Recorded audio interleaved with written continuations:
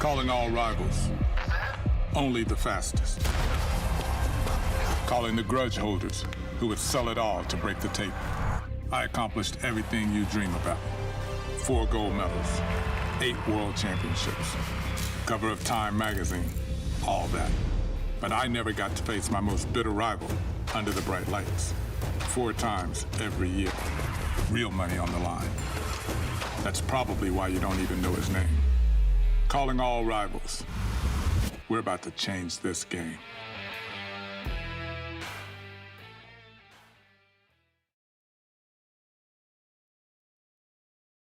Hello, and welcome to Washington Post Live. I'm Jerry Brewer, a sports columnist at the Post, and I'm in Paris for the Summer Olympics. Before I get to my guest, I want to quote him from 1996. He said back then, quote, "There are 2 household names in the history of track and field, Jesse Owens and Carl Lewis. I'm in position to be the third. It'll be the biggest show of the Olympics. I'm going to be the man at these Olympics." And he was. And now the man is here. Joining me now to talk about the men and women dominating track and field this year is 4-time Olympic gold medalist and 8-time world champion, Michael Johnson. Michael, welcome to Washington Post Live. Thanks, I appreciate it. Appreciate the intro. Well, let's get started. We had to do something special for you.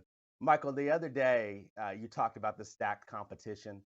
You said on social media that you were particularly interested in what's about to go down on August 3rd and August 4th. Tell us what has you so hyped about those 2 dates, and I'm gonna put you on the spot. Who do you expect to win, and who do you hope medals on August 3rd and 4th? Yeah, so August 3rd and 4th are the dates of the men's and women's 100-meter final races here in Paris at this Olympics. And starting with the men's 100 meters for this particular Olympics is absolutely stacked. It's probably the most evenly matched field that we've seen in quite some time, because if you think about the last Olympics, Marcel Jacobs won. The 100-meter standard that year and coming into those Olympics wasn't as high as we had seen in the past.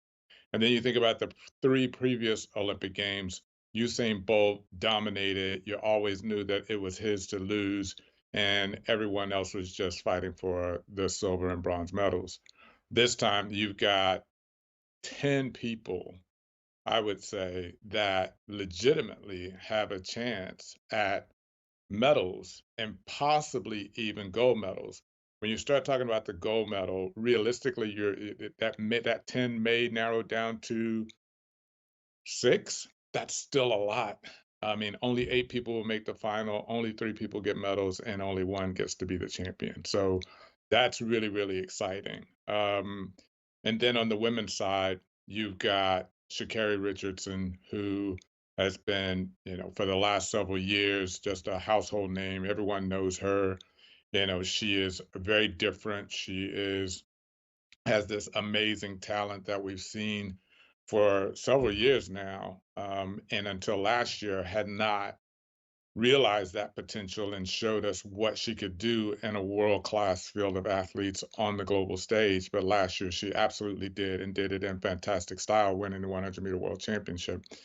I don't think that women's 100 meters is as challenging and as evenly matched as the men, but it still will be a good race to watch. You'll have a couple of the Jamaican women in there, and Shelly Ann Fraser-Price, who's a legend in the women's 100 meters, Melissa Jefferson from the U.S.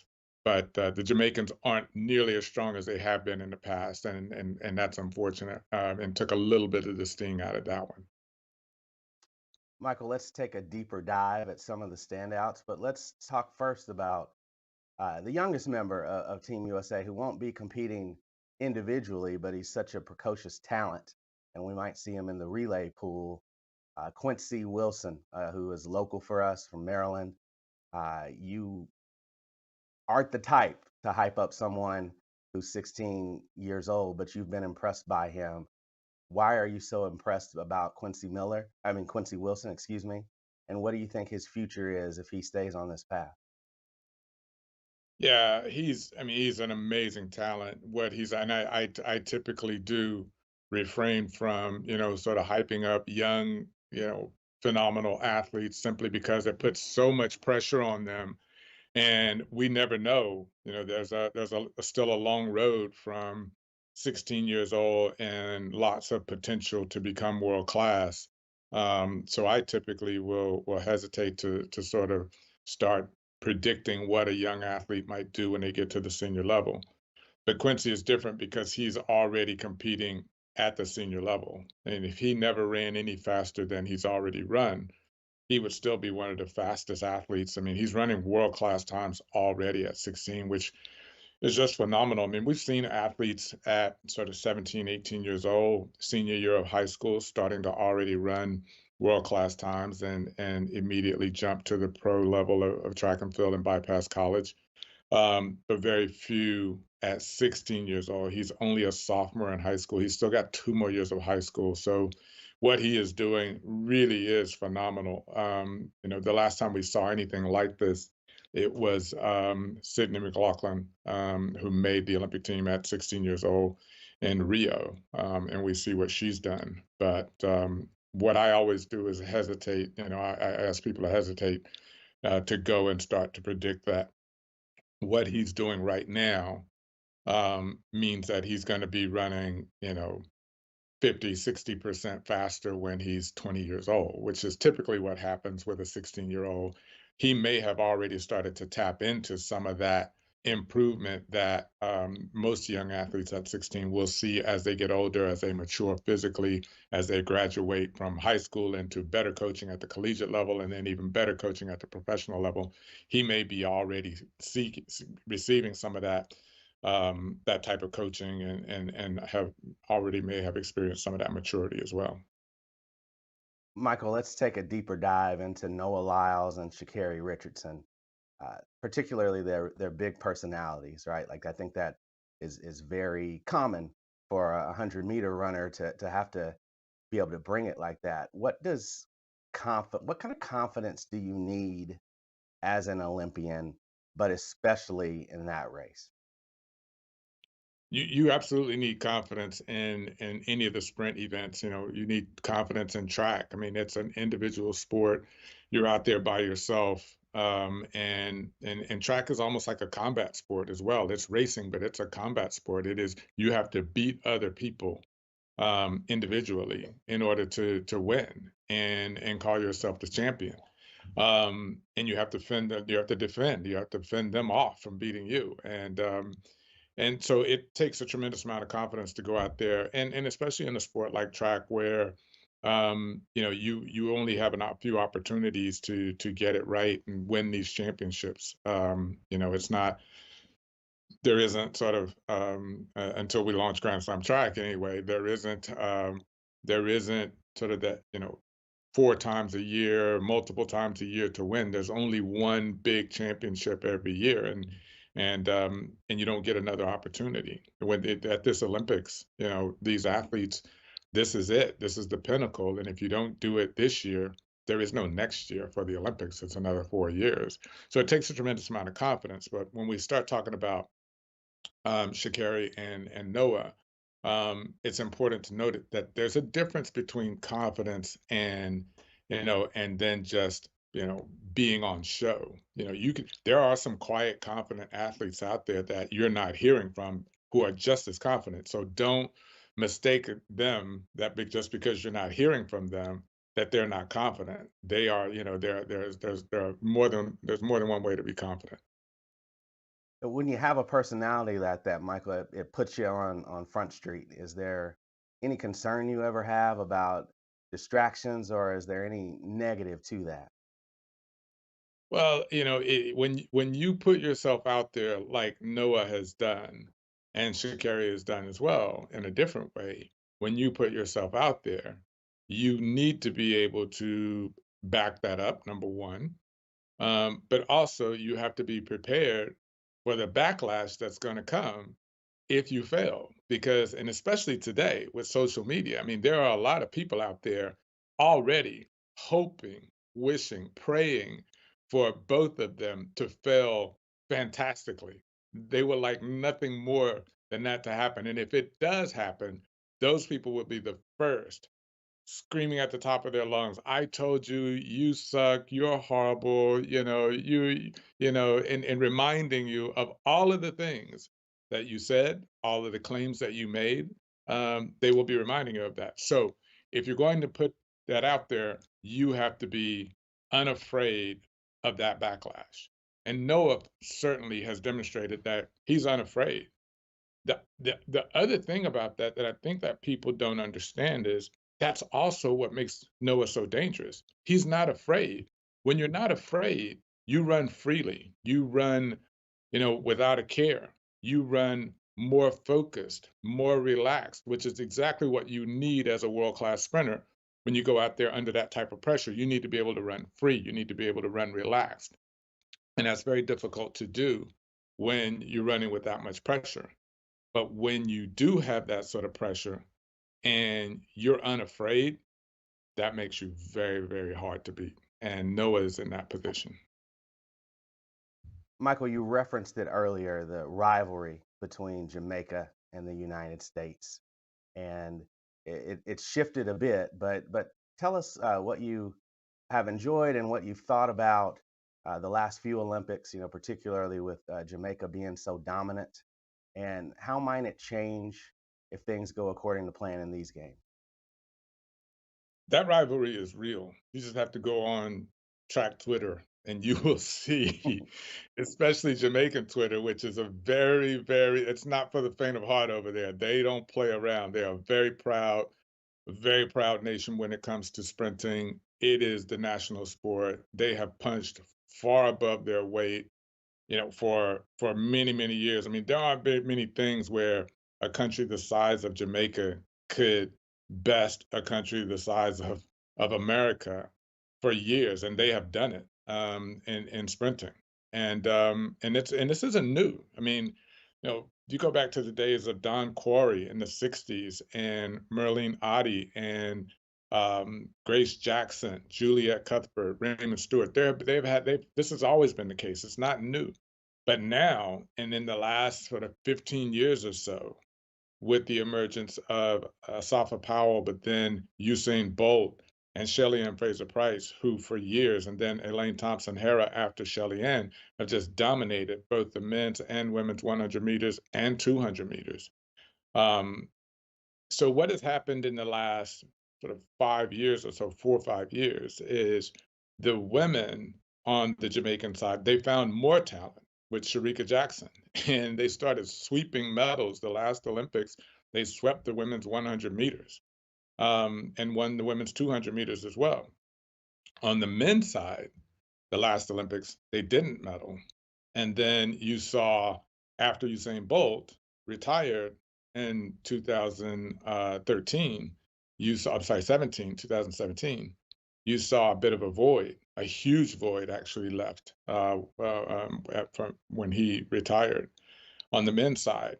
And the Americans filled that void to a point where in 2022 World Championships, the Americans men swept the 100 meters and they won it again last year with Noah Lyles winning it. So things have shifted around a bit to where the men now, and on the Jamaican side, they have Kishane Thompson, who has the fastest time in the world this year, Oblique Seville, who has one of the fastest times in the world this year. He's finished fourth at both of the previous world championships, right outside of the medal. So he's knocking on the door. So the Jamaicans feel that on the men's side, they may have found some talent that can come in, and they certainly believe that Shane Thompson ran 9.77 earlier this year, which is the fastest time in the world by a little bit. He could be the Olympic champion. So they have new hopes there. Whereas on the women's side, after so much dominance for so long, they've got a little bit of a drought. And Elaine Thompson Hera has been injured the last few years. Shelly Ann Fraser Price, the greatest of all time in the women's 100 meters, bar none, she's had difficulty this year staying healthy. She's there, and when she's in the race, she's always a potential medalist, but not like we've seen her in the past. Sharika Jackson, world champion in the 200 meters and silver medalist last year in the 100 meters, struggling with a little bit of injury this year as well.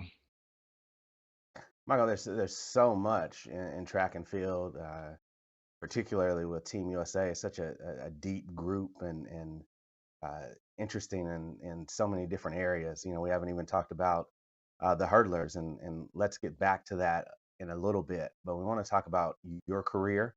And whenever anyone talks about you, we talk about how dominant you were with a running style that is almost impossible to imitate. And I never liked this nickname, but some people nicknamed it the Duck.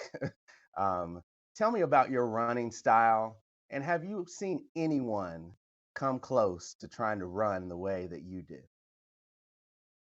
No, I mean, everybody runs differently. I just happen to run dramatically different and than most people. But we found out, which my coach always suspected that while my running style was different, he always suspected that it was one of the advantages and one of the things that helped me to run as fast as I could. And once we worked with our sports science team and realized that that was indeed an advantage, then we started to do more things to actually, um, you know, from a strength training standpoint, from a force production standpoint, do more things, incorporate more things into the training that helped to enhance the style and the advantages of that style even more. But it was just a natural way I run. I'd love to say that, created that, but it wasn't something I created. It was something that the way that I'd always run since I was a kid. But thankfully, I had a coach who didn't try to change it and recognized that it actually was an advantage because I didn't know. I was just running the way that I run. And when I was being recruited out of high school, all of the coaches that were recruiting me were saying, you're going to need to change your running style to reach your full potential, which I was absolutely willing to do because I was willing to do whatever it took to be world class. But thankfully, my coach thought, no, we're not going to mess with your running style. We think it works, and ultimately it did. The 200 and the 400, those are your specialties. When we think of sprinters, we think of the 100 being the sexiest race. Like, what drew you to those two events? And then uh, there has just been a spike in popularity in both of those, since '96. And do you consider that part of your legacy? Yeah, I mean, it's definitely one of the things that I'm proud of. But at the same time, again, it wasn't something that I just set out to create. My talent just happened to. You learn as an athlete where your talent lies, and it's very specific. You would think that, oh, if you're a sprinter and you run the 100, you can run the 200. Some 100-meter runners are just not very good at the 200. Some 200-meter runners are just not very good at the 100. Same thing with 400. So, you find out very quickly where your talent lies. Even the traditional sprinter, the Carl Lewis's and Jesse Owens, who would double in the 100 and 200, which became a very traditional double, each one of them were always better at one of those events than they were at the other. They weren't as good at both. But there was no one before I started running the 200 and 400. There were no men to do that, and it just wasn't a very popular thing. But I always remind people or give them at least a little bit of a history lesson that I was inspired by Valerie Briscoe Hooks, who was the Olympic champion in 1984 in the 200 meters and 400 meters, and people and doesn't get enough credit because that was 12 years before I even did it, and just a phenomenal athlete. So when I came along as a college athlete and I was a 200-meter runner first. That was my only event, just 200 meters. I wasn't a 400-meter runner, but I was on our 4x400-meter relay and always had the fastest splits. I knew I could run the 400 meters if I wanted to, but it wasn't something that was normal. Most people didn't do that. But I knew from watching the '84 Olympics, watching Valerie Briscoe um, win the 200 and 400 at the Olympics, and thought, it is possible. And Tommy Smith, who was the '68 Olympic champion in the 200 meters, could have been the Olympic champion, I believe, in the 400 because he was just as fast. And if you look at the times, I was always studying the history of the sport, and I remember looking to see, oh, Tommy Smith, great 200-meter runner, and then I'm looking at the 400-meter list of times and see Tommy Smith over there as a sub 44 second 400-meter runner. Like, wow, I didn't even know he was a 400-meter runner. So I'd seen that people had done it before me, but yeah, when I did it and won it on the biggest stage, in the 200 and 400, then yeah, you started to see after that more people realizing that it is a possible double, and that that you could do both. Michael, I got to tell you, like you, similar to Valerie inspiring you, you inspired me. I was in middle school in '92, so I wanted to run the 200 on my middle school team. Track coach saw me and is like, you know what? I think 400, 800, 1500 is more your range. And now I'm a sports writer. So um, I want to transition and ask you about Grand Slam track. How did the concept come together? How did the funding come together? Yeah, so the concept first, this is something that, having been in and around the sport since I retired. So, first as an athlete at a sports agency at one point, representing athletes, helping them with their careers. I've been a television pundit and commentator for BBC for 22 years now. So, seeing the sport from a television standpoint as well, I've seen, where this sport struggles in relation to other sports, and certainly saw it during my own time as an athlete, realizing that, once I things changed dramatically for me as an athlete after the 96 Olympics, only because I made history in those Olympics when everyone was watching an Olympics in my own country. That changed everything for me. And I was able to transcend the sport and do very well and be recognized as well. Not just financially, but recognition of my talent and my accomplishments, and people watching the sport to watch me. That all changed after 96. But every athlete in this sport doesn't have that opportunity, and it's very, very difficult for them. But they're just as talented, uh, just as great of an athlete. They're doing amazing things. One of the things that Noah Lyle said last year that, I think was lost in the whole NBA thing was that it is very difficult to win a world championship. It's very difficult to win an Olympic medal. And I don't think that people really truly understand that and understand how great these athletes are because they're not seen very often. You're seen once every 4 years, and then, everyone who will watch this Olympics in Paris here and watch these great athletes will watch it. There's high stakes. You get the backstories of who they are. Then they're big. Then they're the superstar athletes. They're the biggest, best athletes in the world. But then after this, you will have to wait another 4 years to see this again, and that then creates a situation where the fans of track and field are disappointed because they're not seeing the athletes compete. They want to see more head-to-head, great competition. The athletes are disappointed because they're not compensated or recognized at the level of other professional athletes, even though they're just as good. So what I saw is an opportunity to provide to fans what they want, what they're looking for, and to reward athletes. And just like any other sport, Grand Slam track, we sit at the intersection of the athlete and the fan. Without fans, athletes are not going to, have a sport. You're not going to be compensated. You're not going to be recognized for your talent. And so what we are doing with Grand Slam Track is providing that sort of entertainment to fans and opportunities for athletes. So we've built this in the mold of the four tennis Grand Slams, the four golf majors, those four tentpole events every year that fans look forward to, where there's high stakes, superstar athletes, head-to-head competition, and Jeopardy, and all of the things that make for an entertaining sports spectacle. Michael, we're starting to run low on time. There's so much I want to get to with you, but I got to ask you. Uh, we've already talked about how no one runs like you, and no one kind of runs like anybody, I guess, in general. But which runner reminds you of yourself? So I'm talking about mentality, student of the game. It doesn't have to be someone who just runs the 200 and 400.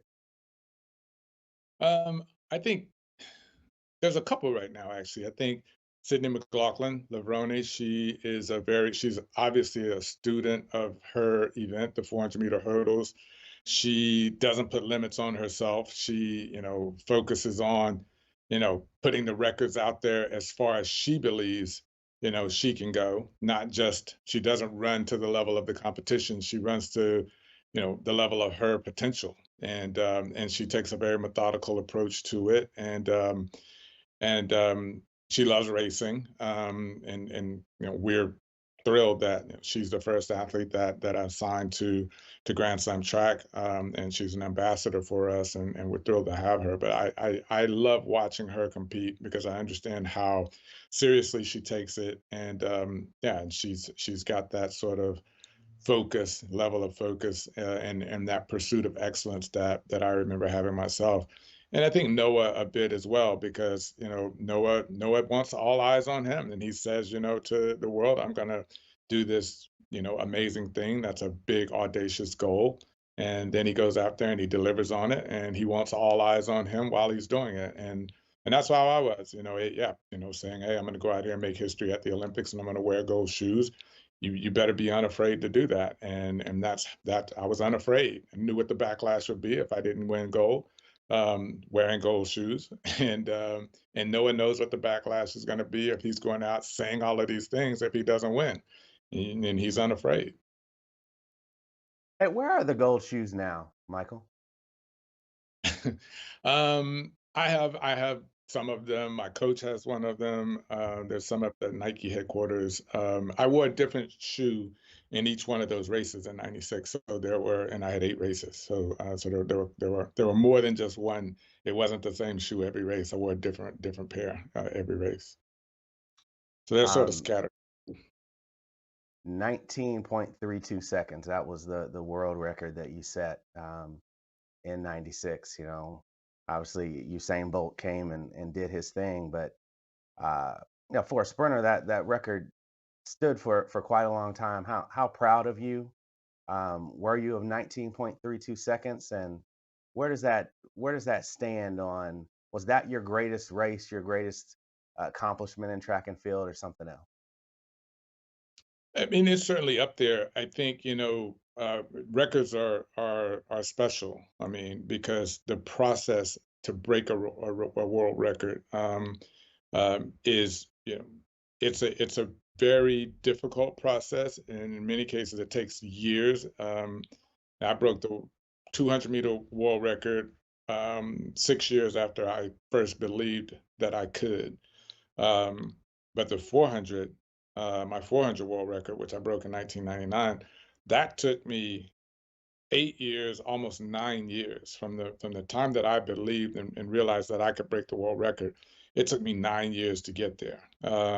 So that process, and then of and everything that it took working with my coach and with my team to break that world record. That's something that that's why, once a world record is broken, nothing changes, or at least for me, it didn't, because it's not the holding of the record or how long you hold it that makes it special. For me, it's the process of having done it, and knowing what it took.